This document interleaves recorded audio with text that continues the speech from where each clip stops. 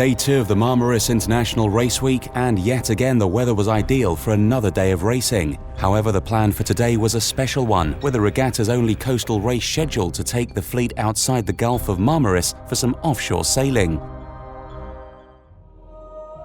There was an impressive-sized fleet that turned out to race this morning, with 150 boats waiting patiently as each division took their turn on the starting line. The first start was at 10 a.m. and the breeze was very light for the sailors, meaning that the emphasis was on good tactics if the teams wanted to break away from the rest of the fleet.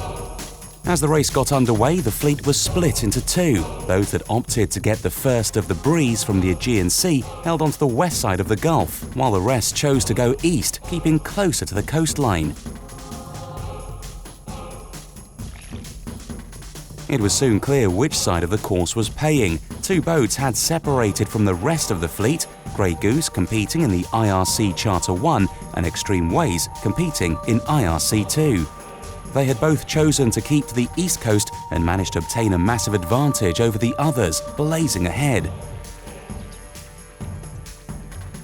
Some would say that the gains made by the boats was down to luck, but with two great sailors at the helm, it was more than pure luck that saw these teams take the lead. Rodion Luka, the 2004 49er silver medalist, was helming on Grey Goose, skippered by Dmitry Sokolov. He is not new to Marmaris International Race Week, and he has been competing here long enough to know a few of its secrets. Andrew Holdsworth, helming on Extreme Ways, is also an established sailor in his own right, and with the help of a professional crew, he managed to leave much bigger and faster boats in his wake as he led the way to the first mark. The course race today measured approximately 30 nautical miles, long enough to give the teams a chance to ratchet up some speed and make some all-important gains. Once they'd started, the fleet had to pass by the island of Yalanchik before continuing to the first mark. A long downwind first leg found the two protagonists of the day still leading, but closely followed by the bigger boats that had managed to catch up.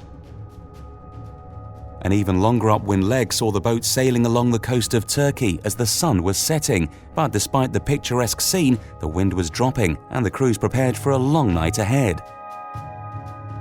Certainly quite interesting at the last bit when the breeze cranked right, and we got a good 8-9 knots of breeze taking us back to the finish, which has got us back at a reasonable hour. I just hope that breeze has continued all night for the other guys coming home, because it's going to be a long night for them, I think. The fate of tomorrow's inshore race rests on the finish time of today's offshore race. All eyes are on the finish line to see who will win and whether they'll be racing tomorrow. Until then, stay tuned.